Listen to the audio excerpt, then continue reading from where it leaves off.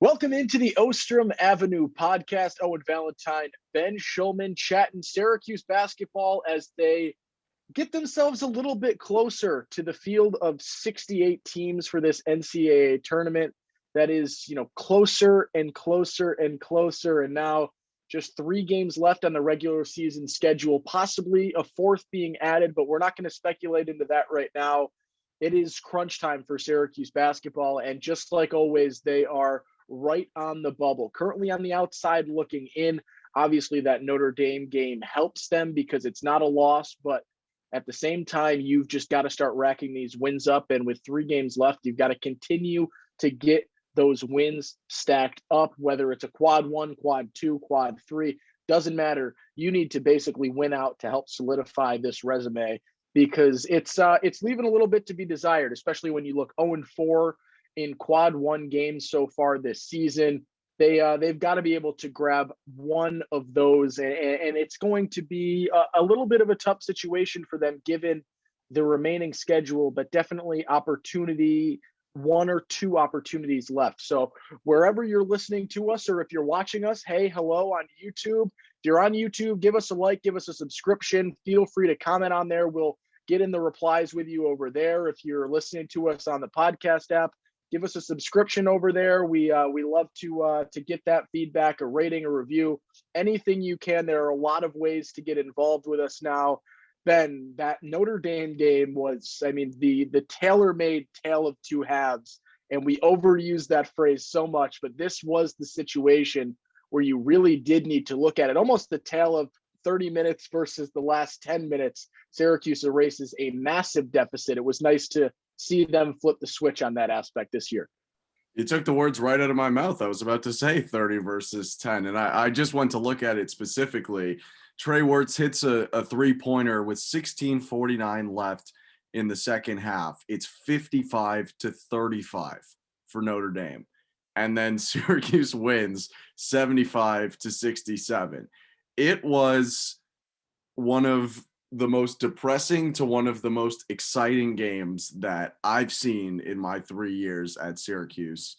It kind of, another overused phrase, was a microcosm of this entire program, but I think overall encouraging for a few reasons. The first of which, and the most obvious of which, being Buddy Boeheim, who was pretty sensational in the game.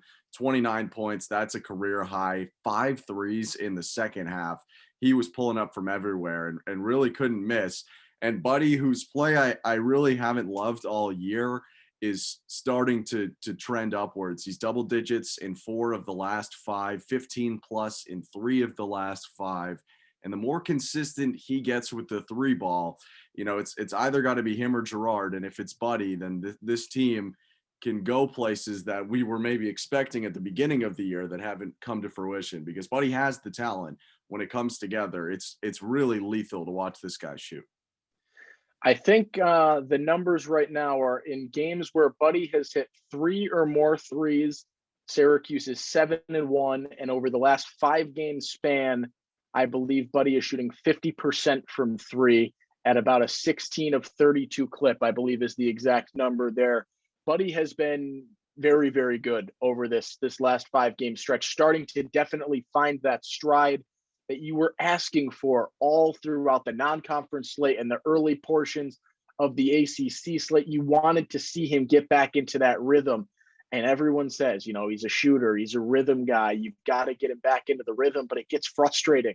It gets frustrating to watch a guy that you're trying to continue to allow to take those threes and take those shots to get back into the rhythm.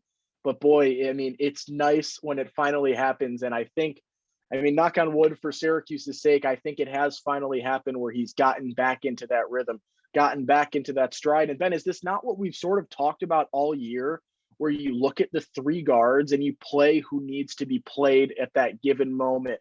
In this game, it was Buddy and Kadari. Joe's had a decent stretch of 3 or 4 games before this game against Notre Dame. Obviously was not his day against the Fighting Irish, but in a couple of games past, he really showed himself and has had some solid halves and solid games overall. That's exactly what Jim has stressed. I think that's what we've stressed. You got to play who needs to play. And that's becoming a really good conversation for Syracuse. And it seems like game in and game out, the two that you're going to rely on have been rotating. And that's not the worst problem to have when you've got someone that's going to step up for someone else and a really, really good rhythm looking out of your three guards right now. Yeah, I mean, Buddy's going to get all the shine. Kadari, especially when Syracuse started pressing, which is one of the few factors that really turned the game over and allowed Syracuse to get back into it. Kadari has 3 steals. I bet you he was responsible for 5 or 6 of the 9 that Syracuse had on the day because of his length. And I've all season really been of the thought that Joe and Buddy give you a similar thing on the court. They're not the same player. You know, Buddy's probably a bit better of a 3-point shooter. Joe does a little bit more of the other stuff. But I think you kind of want to find which one of Joe and Buddy is on their day, is going to score today. And very early on, it was clear Buddy was aggressive. And I think he had 7 of the first 11 for Syracuse or something like that. So you find Buddy, he's going to be a big scorer today. You complement him with Kadari, who's been passing the ball pretty well. He was passing better than his 1 assist would suggest, and is just making smart plays on both sides of the floor. I think that it's not the situation where, you know, if you have 2 quarterbacks, you have no quarterback. Syracuse has 3 guards here, and they can complement each other in terms of Kadari working off of either of these shooters pretty well, to the point where as long as one of them is on, Syracuse is in good shape. Kadari with 3 steals, that puts him at a steal percentage now of 5.4%, which is the best mark in college basketball. So it finally puts him into the rankings where he should be, because he is a steal machine out there on the court. That length at the top of the zone is sort of what has been missed when you look at Girard. And obviously Boeheim has that length, but he doesn't have that same presence in the passing lanes. It's a really, really valuable thing that Kadari brought to the table and really helped spark a Syracuse press that Jim has been very critical of early season.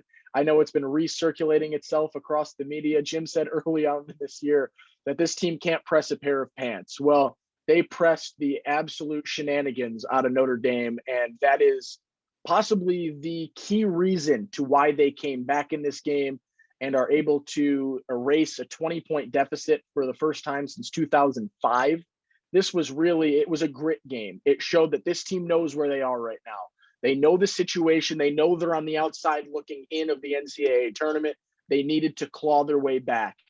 And I forget who it was. I was listening to some sports talk radio here in Central New York last week, and someone was saying, and I apologize if you're listening and I don't remember who it was, someone was saying, I don't care how it happens. I don't care if it's a 20-point win. I don't care if it's a 1-point win. I don't care if you win because the other team quit. You need to win. I think it was Roosevelt Bowie. Roosevelt Bowie on ESPN Radio Syracuse came on and said that it doesn't matter how you win. And when you're on the outside looking in and you're playing ACC competition, even in a down year, even in a Notre Dame team that is not incredible, but they've still been competitive and are starting to find their stride, a really talented Notre Dame team, a win's a win. And you showed that grit. You showed you're ready to compete. And you showed that, hey, we know where we're at and we're going to claw our way into the tournament if we keep playing like this. Yeah, and it was really a can't lose. And I think that's different than a must win. A must win helps you. I can't lose as a season ender. I think, you know, Notre Dame, I think, is a pretty well respected team, but due to some of the losses, you know, that's not a quad 2 win even. That's a quad 3 win probably for the Orange. But you know, I think that's a game that Syracuse had to have at halftime. The season looks like it's pretty much over. And then you stand up off the mat and continue to throw punches. And, you know, this team, for as much angst as it causes the Central New York community, seems to play its best when the backs are against the wall and something's got to give and they find this extra gear. And really, SU found it on the back of a pretty strong individual performance, not to take away from Dolezaj or Guerrier, who had sizable contributions as well. But we'll see if someone else can be Buddy Boeheim next game if SU needs it, because as much as this was a gutsy performance and a strong one for, you know, the final 17 minutes, to rely on something like this going up against the next 3 teams Syracuse is going to play, which we'll get into in a bit, that's going to be less successful, I think, trying to wait this long. Of course, Syracuse didn't want to, but having to wait this long and rely on such a strong individual effort. It's going to need to be more of a collective, especially from guys like Alan Griffin. Yeah, Jerry McNamara was talking about it a little bit last week about how the sort of natural progression of a game day and the natural high that you get building up to a tip-off, it's really thrown off when you get that late of a cancellation, that late of a postponement. Technically, we all know that game will 99.9% not be rescheduled, technically postponed, but it's been canceled. It's tough to go through that stretch, and it happened the first time when Syracuse was supposed to play Louisville, and then they come out flat the next time they hit the court. That was the issue where you sort of saw it, and they come out and they get absolutely spanked in the first half against Clemson. And the second half, by the time they figured things out, it was too little too late. You're already down 20 points. That was the same thing with Notre Dame, that same first half run. They find themselves down by double digits, even more double digits, over 10 points. And they were able to claw their way out of it this time. But it's tough to have that sort of flow torn away from you and then try and get back in and have really productive practices and really get into the rhythm that you need to get into a game. So finally, Syracuse, fortunate to be on the winning end of a game like that, where they did struggle off of a 1 week pause where it wasn't supposed to be a 1 week pause, but now they've got a quick turnaround, their quickest turnaround of the year. They're playing a Duke team that, my God, I don't know what to say about them, to be honest. They lose 6 of 8 in a stretch, but they've won 3 straight, including a very, very solid win against Virginia. The 3 straight wins makes this trip down to Durham for Syracuse a quad 1 game, which they desperately need. As we mentioned, Syracuse 0-4 in quad 1 games. And before Ben and I give our takes on this matchup and dive into some specifics and a little bit of things such as keys to watch and things along those lines, we caught up with David Shumate earlier today. He is the radio play-by-play of Duke men's basketball and Duke football. And he sort of gave us the ins and outs and tried to shine a little bit of light as to what is going on with Duke men's basketball, because they are just a ball of chaos right now and anything goes over in Durham. We're now joined by David Shumate. He is the radio play-by-play for Duke men's basketball. And David, I mean, it's been a crazy couple of weeks over in Duke basketball land. But first and foremost, thank you so much for taking the time and joining us today. No, for sure. Yeah, it's been really the whole year has been kind of strange and a wild roller coaster. Hopefully the Blue Devils are on an upswing right now because they've won 3 in a row and seem to be playing some of their best ball of the year. Now, Jim Boeheim agrees with that statement, and he's gotten a little bit of flack for maybe the way he phrased this with the regards to Jalen Johnson leaving or finishing out the season, not playing with Duke today. What have you sort of seen in that 3-game stretch since? Jim says it's the best basketball he's seen Duke play. It seems like you agree. What are the differences that you've sort of seen in that stretch? Yeah, I mean, the biggest thing, and this is just kind of the benefit of being around practice and seeing the guys a lot, is they're growing up. I mean, Duke won on Saturday night against Virginia, but it was just their 18th game of the season. Normally at this time of year, you're getting towards 30. So you've got about an 8-9 game gap where you have that going on. And then the other thing that's obvious is the defense and the way they've been able to get down in a defensive stance, more of a commitment on that end of the floor. And I personally think it's made their offense better because they're a more confident team. One of the problems that Duke had, particularly early in the year in the first 3-game losing streak in the ACC, was they were constantly, 10, 15 points behind in the first half, and you spend the entire game just trying to get back into the game. So I think that is something that's really been a difference. The defensive intensity, particularly on the perimeter, the way they've been able to defend the 3 has been awfully impressive the last handful of games. Maybe not by percentage against Virginia, but in terms of not allowing Virginia to maybe get as many attempts as they would like, because they're lethal from outside. But the 2 games prior, really good job defending the 3, which is good, but in some ways odd because Duke for years has been one of the best 3-point defensive teams in the country. And for most of this year, they've been last in the ACC and something like 320th in the country out of 340-something teams. And what do you think has led to that lack of ability to prevent the three-pointer? I mean, teams are shooting about 39% from deep against Duke, which is astronomical. Yeah, I think it's from my perspective, it had a lot to do with Duke being young. And when you're young, you maybe don't commit as much to getting out in a defensive stance and putting pressure on guys, not because you don't want to play defense, not because you don't want to win, but you're kind of still learning the game and feeling your way through. And I think as I watch this team grow up, particularly on the defensive end, but also on the offensive end too, watch them play now. They're playing the game, if that makes sense. And early in the year, I kind of thought they were thinking their way through the game. And when you're thinking your way through the game, maybe you're a little bit more tentative. You're worried about the scouting report. You're trying to remember the play. You're just a second late on a closeout. You make a mistake on a switch. And just like that, shooters in this league, if they're open, it's in. So I think it's a little bit of everything combined, but I think it has a lot to do with just being young. And now they're a little bit older, even though it's within the same season. I wanted to talk a little bit about Matthew Hurt and sort of the way he's been playing recently. What have you sort of seen out of him this year in making this jump? Well, the biggest thing is the way he's figured out how to get his shot off. I don't think anyone's going to confuse Matthew, as good as a player as he is, and might be now the favorite for the ACC Player of the Year with the way he's played these last three games. He's not the most athletic guy on the floor on any given night.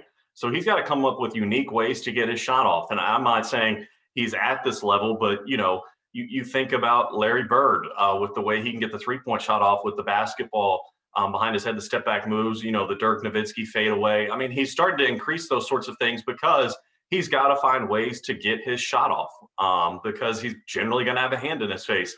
And the efficiency with which he shoots the basketball, to me, is the most impressive thing.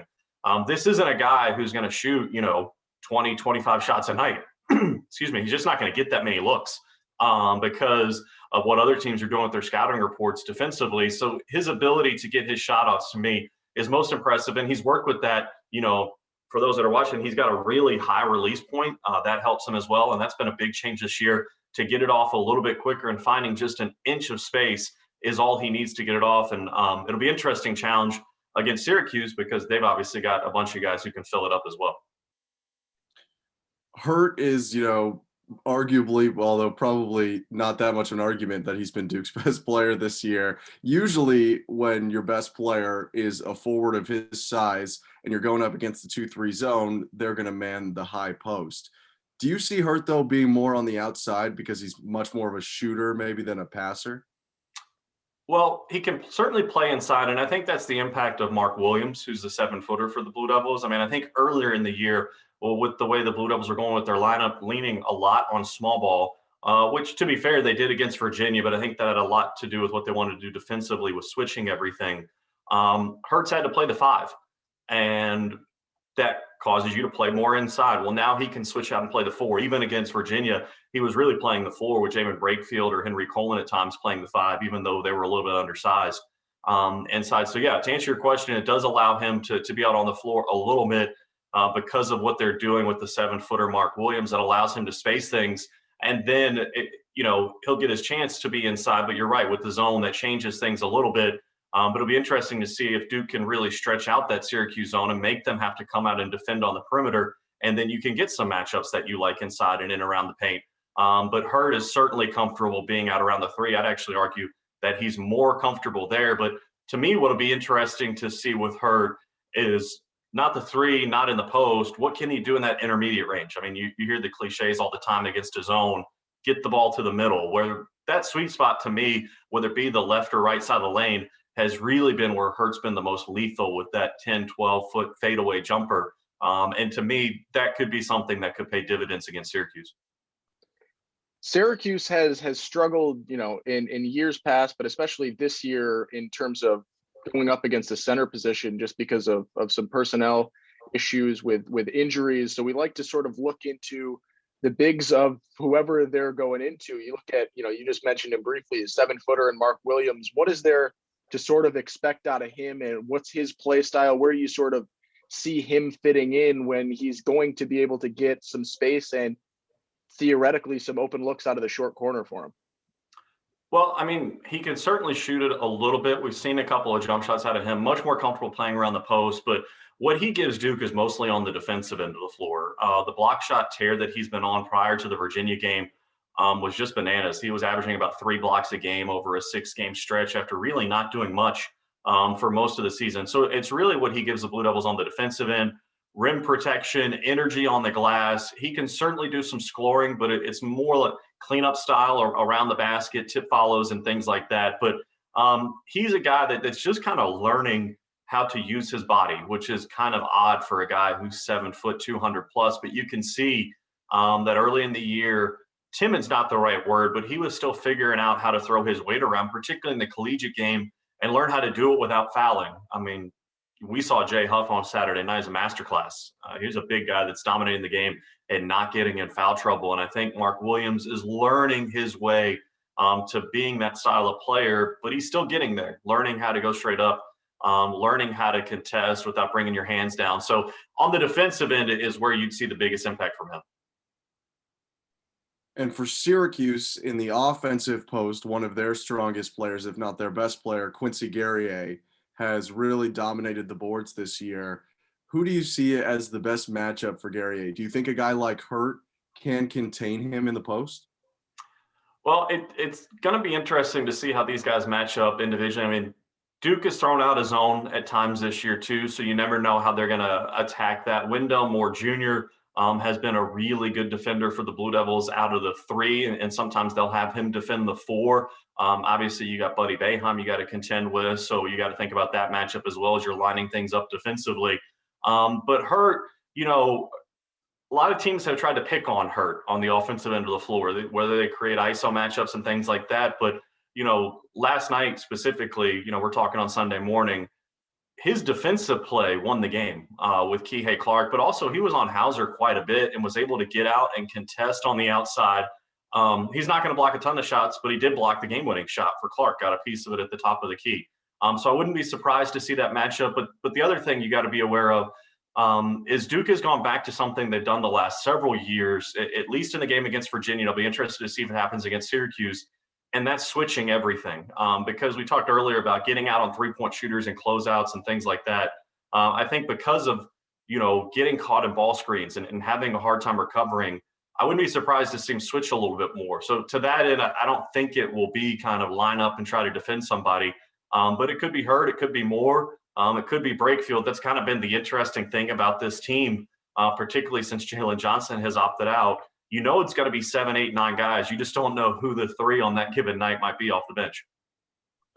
To look a little bit further into some of these new faces, not in terms of this season, but in terms of, turnaround from last year to this year, you got 2 other freshmen that really, have played quite well so far this season, and DJ Stewart and Jeremy Roque. What have you sort of seen out of those 2? What can we expect out of them? And what sort of contributions do you sort of see them dumping in this game tomorrow? Yeah, I think they surprise people because they're diminutive, right? These aren't huge guards. Both of them kind of light, but they're quick on their feet. DJ Stewart is an elite shooter, but don't get it twisted. He can finish around the basket. Had a huge baseline jumper last night late in the game against Virginia. And Jeremy Roach is just a dude. I know it sounds cliche, but it's just a way he goes about his game. Does the dirty work. If you are sleeping, he'll beat you on the drive. He can get to the basket, really good finisher around the rim, knows how to create. These are 2 guys that are gifted on the offensive end of the floor and can really break you down if they need to off the dribble. Defensively, they're getting better. They have the luxury of a Jordan Goldwire who can come out and be one of the best on-ball defenders in the country, which allows him to play off the ball and look how to get into passing lanes. But on the offensive end of the floor is where I think you'll see the biggest impact from those 2, particularly Stewart with his 3-point shooting. If you give him a little bit of space, he's open and he gets those looks because of the attention that Hurt will draw. Yeah, Stewart's had some big 3-point shooting games this year, a few lately as well. I want to look a little more macro. We've touched on the Virginia win last night, which was obviously massive for the Blue Devils. This morning at 12:10 a.m., so literally right when the day started, ESPN releases their Bubble Watch article, and the title is Welcome to the Bubble, Duke. What are your thoughts on Duke's tournament resume, Are you surprised to see they're on the bubble, or the press's bubble at least? Or do you think they should have been here all along and they got a shot at the tournament? Well, pick your metric, right? I mean, Ken Pom has been favorable to the Blue Devils a lot this year. The net, maybe not so much. Quite honestly, I haven't seen the latest net rankings. I know the Blue Devils were like 60th on Saturday, probably moved up a handful of spots, picking up a quad one win. To me, it'll be interesting to see, how do you balance the eye test versus the data? And that's going to be something the committee is going to have to figure out, because if you look at the eye test, you'd be hard pressed to convince me that the Blue Devils aren't one of those top at-large teams in the country. Now, the data, if you want to pick a part and make a case there, I guess you can. But I think the other thing you have to look at as you're evaluating these teams, Duke has lost 6 games in ACC play by a combined 28 points. I mean, it's not like they've been getting run and then turned a corner. They've been right there throughout. Obviously, you got to win. I'm not taking that away. Do I think that the Blue Devils are in right now? Who knows? But that's why you got 4 games left to go and still some work to do. But it certainly feels like they're on a trajectory that gives them a chance, and that's all you can ask for. And that, to me, is what makes this particular game very intriguing, because I think you've got 2 teams sitting in a very similar boat, that a win over the other might be something they look back towards at the end of the year to say that's what got us in. Duke up to 55 in the net as of this morning, and from an organization and an area growing up in Central New York that has gotten very used to this. Welcome to the bubble down in Durham over there. I'll tell you that. I want to go. Ben just went a little bit macro. I want to go a little even more macro. The last time Syracuse was at Cameron Indoor, you got the Elijah Hughes 3-quarter court crazy shot at the end of the first half, and inevitably, a very entertaining overtime game. Syracuse comes from behind after Duke just sort of runs the table for the first 10 or 5 or so minutes. Can you just sort of bring us back to that game and maybe even that shot specifically, and your perspective of that whole situation? Well, I mean, that was, the Trey Jones, RJ Barrett, Zion Williamson team. And that game, from a Duke perspective, looked like, to your point, the Blue Devils were going to run Syracuse out of the building in the first 5 minutes. And it's hard to say how much of an impact the Trey Jones injury had. Just one of those freak plays, no one's fault. He goes down with a shoulder injury, 2 guys battling to get a basketball. And that changed the entire tenor of the game, because obviously when you prep for your point guard to be out there and then you lose your point guard and it's a point guard of the caliber of Trey Jones, that changes things.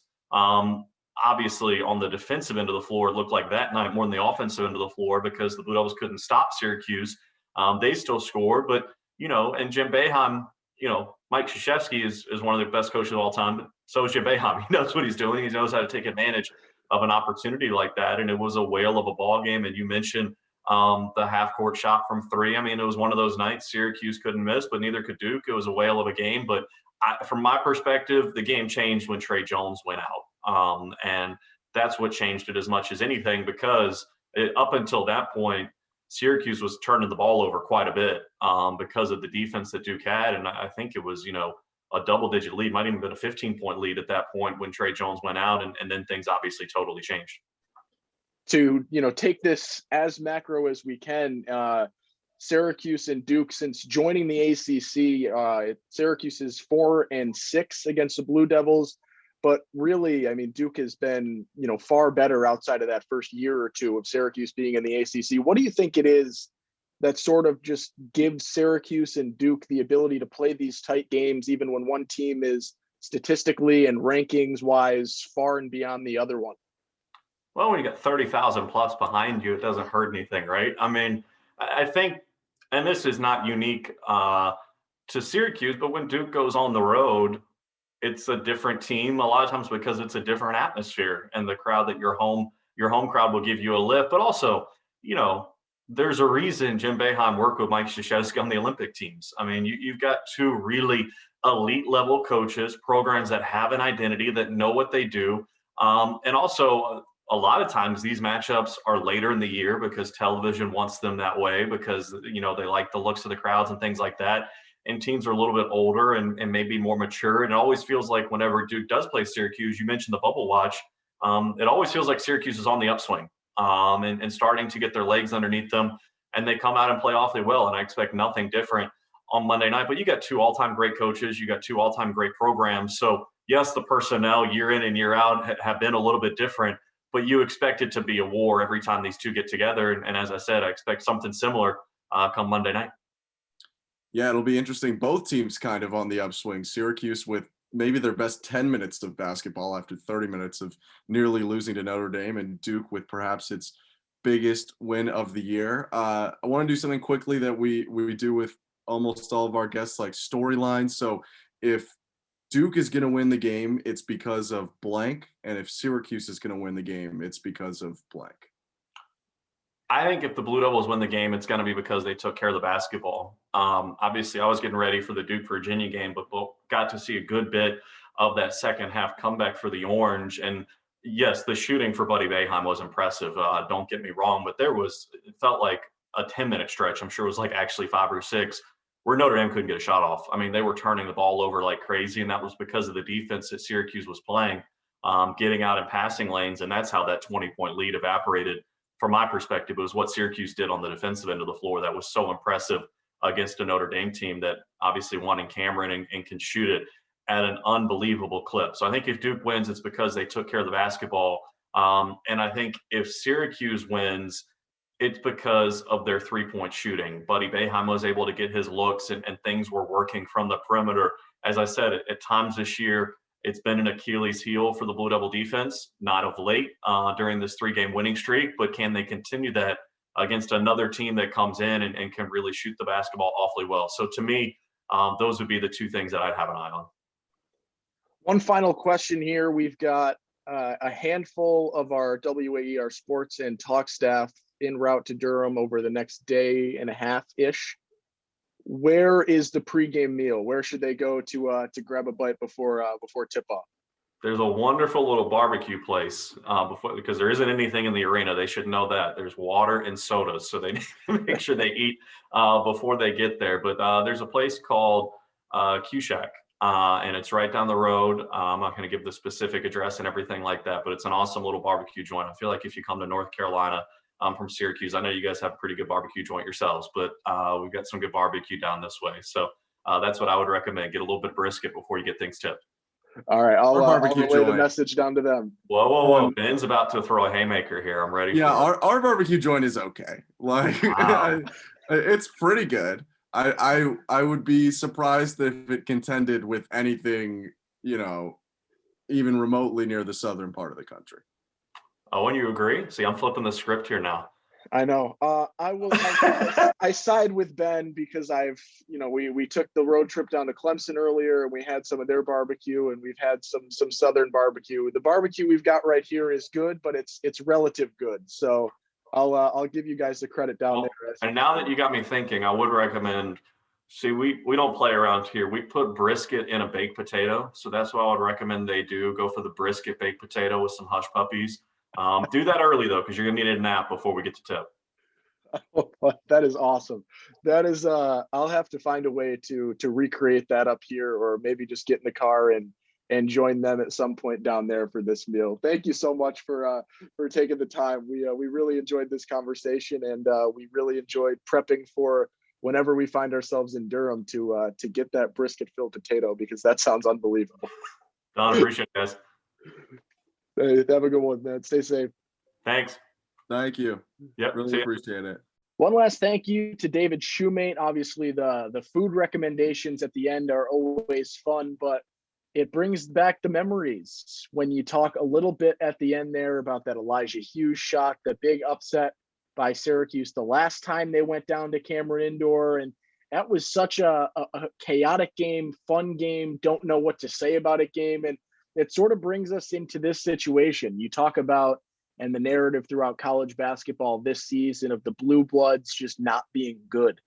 And it's so true. And we're going to throw Syracuse into the blue blood conversation, even though ESPN doesn't always want to.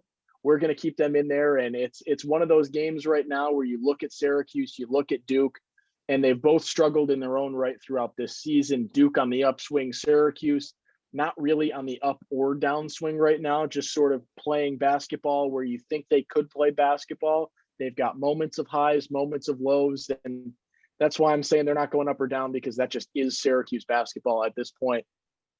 It's going to be an interesting game. I mean, you look at the way Duke has played in those last 3 games since Jalen Johnson departs from the program and goes his own way to close out the season, and they've found their stride. And whether you're saying that it's because Jalen Johnson left or because it just clicked finally, we're not here to say that necessarily. But all I'm saying is the last 3 games that the Duke basketball team has played, they look like a different program. So agree with Jim Boeheim, disagree with Jim Boeheim. I don't care. If you look at the last 3 games they played, it looks like a different Duke basketball team than the first 15 or so games here in this season. You're trying to make me go there. I'm not going to go there. But yes, Duke is playing well. You trample NC State. I think that gets people's attention. Wake Forest win, I personally don't really care about. But then Virginia, that's the big one. That's where we mentioned it in the interview. The bubble article today on ESPN is all about, well, Duke's now on the bubble, and rightfully so. I think Duke has earned its place on the bubble. It's interesting. I think the one thing Syracuse can hang their hat on, Duke has not won 4 games in a row at any point this year. A 3-game win streak early in the season, then a 3-game losing streak, then back-to-back wins, including wins over Georgia Tech and Clemson, then a 3-game losing streak. Now 3 in a row. Duke's trying to go for 4 the first time this year. And it's, I think, a fairly even contest. It's not often that we get to see a Duke team and a Syracuse team and think about them on equal statures. But, I can't say this is a can't lose for Syracuse, as I talked about can't lose versus must win before. But it's really, jumping back and forth over that line between can't lose and must win. Because while this Duke win helps, it's not everything for Syracuse to get into the tournament. Because as you said, Duke, frankly, is just not Duke right now. They're a shell of Duke. They're wearing the same uniforms, but the wins are not the same. So it'll be interesting. As much as the Jalen Johnson narrative chugs its way along for Syracuse, I think it's a huge plus that he's not there. I think capable forwards are a massive issue for the Orange. I think he and Hurt together probably would have overwhelmed the 2-3. Now you're talking about Hurt being the main facilitator, and he's not a huge passer. I think that's a big deal for SU going into this matchup. Yeah, when you look at the remaining schedule for Syracuse, they've got 2 quad 1 opportunities left in Duke and Georgia Tech on the road, and then North Carolina, which is currently a quad 2 at home, but is right on the fringe. You've got to start rooting for North Carolina leading up to that game, because they could easily become a quad 1 opponent by the time they come to the Dome in just about 2 weeks. But when you look at this Duke game, you mentioned it. It's an advantage that they don't have Jalen Johnson on the court, but at the same time, Duke has found its stride without Jalen Johnson. One of the things that I found interesting from David Shumate is he mentioned that depending on the metric, you sort of have a different narrative of Duke. Obviously, the net for a while was pretty mean to Duke in terms of where they had him, but in KenPom never really took Duke out of the top tier. Like, the worst they got this season was 41. And you think about where they were just a week ago when they're 7-8, have a losing record. They remained at 41 in KenPom. So they're doing things right. Their offensive efficiency is some of the top stuff in the nation. They're so good offensively, and they're not getting blown out, which is a narrative that I think should really stand out. They're losing close games, and it's sort of that we say it with Syracuse sometimes. They're not able to just slit the throat at the end.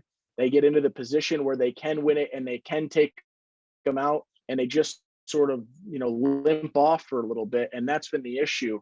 Duke's been in games. They've been able to win games. They've been close. You look at the losses and they're not blown out. They're all, 5-point losses, 5 or fewer point losses, obviously outside of the Illinois game where they lose by 15, but oh well, you lost to team. That's okay. Like, you figure this out, and they've played close games. They're efficient. They can win. The narrative that this team is bad is frankly incorrect. They just had a bad record. And when you look at what they've done in the last 3 games, and you look at the sort of rhythm they've started to create And you look at this 5-man roster with Jeremy Roach and Stewart and Moore and Hurt and Mark Williams. They've got a lot of talent. Williams is going to be a nightmare for Syracuse, as Syracuse has struggled with bigs traditionally in this last 4 or 5 season stretch. But specifically this year, Williams is going to be a tough matchup. Even though he's not an offensive guy, he's going to be able to crash those boards, create second chance opportunities. You've got to be able to limit, because this is a very, very talented Duke offense. If you give them those extra chances, we're going to beat that into the bush. It doesn't matter who they play. There are talented offenses in the ACC. If you give teams second chance opportunities, you will not win basketball games. And that has been the issue when you look at box scores every time Syracuse loses. Yeah, they're kind of the anti-Syracuse Duke is. I mean, with the close losses, and I don't know. I think while I like our friend Mr. Pomeroy a lot, I think he's been a little bit soft on Duke this year. I don't think the Illinois loss, like you brought up, was a bad loss. I don't think that the Michigan State loss is necessarily a bad loss at the time it happened during the year. But, the Miami loss, it's pretty tough. Syracuse absolutely thumped Miami. And the Hurricanes, while they were a little bit fun at the beginning of the year, have not turned that into very many wins. So I think that I understand where the net's coming from in a sense. I happen to think there's somewhere probably in the middle of where the net rankings would suggest and where Ken Palm's rankings would suggest, which really lands them kind of near where Syracuse is, kind of in that middle 40, 50 range. But it's tough. There's no doubt that this is going to be a tough game. Hurt's been great over the last 3 contests, 22, 22, 24 points scored. He's, at this point in the year, still shooting 47% from 3 on a number of attempts per game. I believe he jacks it up 5 times a game. So that's scary. And I think watching the first 24 minutes of the Syracuse Notre Dame game, if you know that a big guy's coming in shooting 47%, you just have those visions of Leshevsky pulling up and hitting threes in SU's face, because that's a serious, serious problem for the zone. I do just think Syracuse might be able to score with them, though. I think it depends on what Syracuse shows up to the game, and that's been really the story of the entire year. But, I happen to think that in this matchup, Syracuse can hang with Duke in a way that they haven't since that upset win back in 2018 when I was a freshman. So it's definitely a tough task. It's still the Duke Blue Devils. It's still Cameron, but there are no crazies. There's no Zion or insert amazing top 1, 2, or 3 recruit there. And it's a game that Syracuse has got to win. I mean, maybe if you lose it and beat Georgia Tech in North Carolina, things still go your way. But I don't think Syracuse can take chances like that. As crazy as it would have sounded to me last year or the year before, Syracuse has to beat Duke if Syracuse wants to make the tournament, and there's really no other way around it. We're going to average out Ken Palm and the net here to give you your Duke ranking, as Ben said. And that puts Duke at 43. And in the net, Syracuse is 46. And in Ken Palm, they're 43. So when you average those out, they're within 5-ish spots of each other. This is as evenly matched of a Syracuse Duke game that you'll see probably since maybe the early years. You go back to like 2014, that first year of the ACC, when Duke comes to the Dome and they go to overtime, because both of those teams were so good. This is a different story. These are 2 middle of the pack sort of teams right now in terms of record, in terms of tournament chances, in terms of everything. And it's as even as we've seen in the last, 5-ish years in this matchup. When you look at how Syracuse can win this game, Ben, who is the guy you circle for Syracuse? Who do you need to step up? Who do you need to have a decent game? Or who do you just predict is going to have a solid game? I like Buddy to stay hot, and I think it could come from multiple places, but 3-point shooting, as Mr. Shumate mentioned to us, is a major key. As much as Duke has played it better recently, you can't play all that well if your 3-point shooting percentage allowed is still 39% on the year. That's pretty brutal. So I think for Syracuse, I think it's Boeheim, but if it's Girard or if it's Griffin or if Quincy chips in, threes just need to come from somewhere. I think, that the Orange have the capabilities. They've touched it at times, not touched it at times this season, to really go all out and nail a bunch of threes. If Buddy Boeheim, not 29, but if Buddy Boeheim can contribute 18, 19, 20 points on, 3 or 4 3-pointers and a couple other guys help out, better game from Griffin, I think SU's got a good shot here. I don't think that Duke's going to score a million points on Syracuse. The offense for the Blue Devils has been really up and down this season. I'm going to look to Marek Dolezaj, and I'm not looking on the offensive side. I think he'll get his fill. I want to see him take a step defensively. He's had moments where he's been really solid in the middle of the zone, but at the same time, there have been a lot of moments where I've been just yelling at the TV or yelling in my head that he's got to be able to make a little bit better of a decision and being a little bit more aggressive defensively. He seems like he's been a little bit complacent with just the hands up mentality. And I get that you're taught hands up and you don't want to pick up the foul, but I think there's a happy median between a hack and him playing a little bit more solid on ball defense when you get into those situations, when you're going up against an opponent's big or not even an opponent's big, just anybody down in the post. I think he can be a little bit more solid. I'd like to see him make that step. And if he can make that step, I think it puts Syracuse in a really solid position to be able to try and stifle this solid Duke offense as much as possible. Ben, no predictions yet. We're going to save that for the Twitter at Ostrom Avenue Pod. Keep that with us tomorrow on Monday, excuse me. I'm throwing my days off. I'm used to these Tuesday weekdays. We're going with a Monday. We got a big Monday action, and it's going to be, where do you sort of lean in terms of your key right now? Obviously not releasing any of our predictions because those are Twitter exclusives, my friend. But when you look at the key, where do you fall for Syracuse right now to try and get this win in a very feasible win? And as you said, it's not a must win or a can't lose really, but it's a, you need a win and you need to find a way to get in the win column again. Yeah, I go back to the 3-point shooting. I think on a more macro look, just you got to outscore them, which is obviously how you win any single basketball game that's ever been played. But I think, the Duke offense is shaky at times. Recently pretty good, but over certain stretches as well, not topping over 70 on a consistent basis.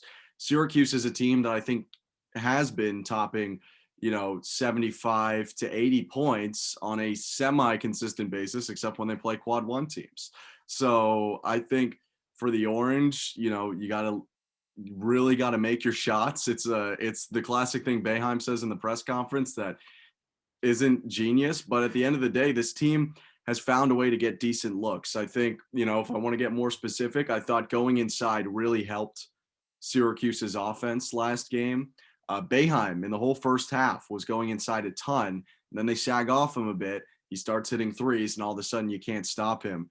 Marek Dolezaj, he was playing pretty well. Also inside, ended up with 18 points, and going to the foul line was big. This might be one of the best foul shooting teams in Syracuse basketball history.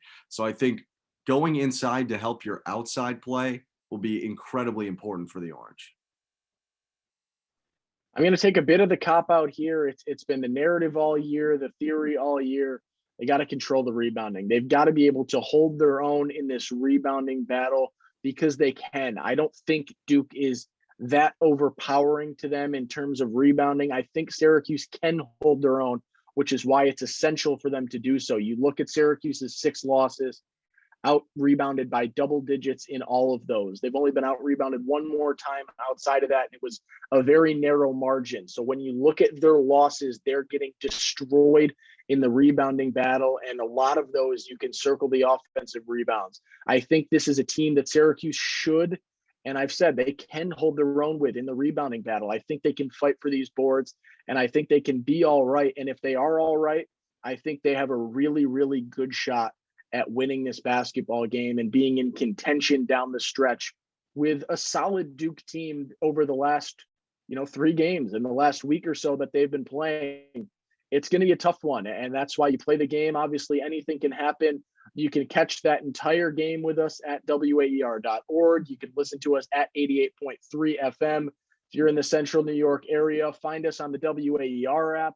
There are a lot of ways to listen to the game. There are a lot of ways to listen to us now. We're on YouTube if you haven't seen us over there. Ostrom Avenue Pod over there. Give us a like, give us a subscription. Feel free to comment on any of these videos. Let us know what you think. Let us know where you need our content to go, what questions you need answers over there. You can do the same thing on Twitter at Ostrom Avenue Pod over there. And if you're listening to us on wherever you get your podcasts, a like, a subscription, a review, a rating, they all go a very, very long way. And we love to get those interactions. So to keep that up, I mean, Ben, we're expanding. We really are. We've got continued expansion in the works. We are expanding pretty damn soon to a third guest on this podcast. A third host on this podcast will be introduced very shortly. So keep it locked wherever you're seeing us or listening to us, because there is a lot in store to finish out this basketball season and to start off the Syracuse men's lacrosse season. For Ben Shulman, I'm Owen Valentine. This has been the Ostrom Avenue Podcast. Thank you so much for listening and watching. We'll catch you next week. Stay safe.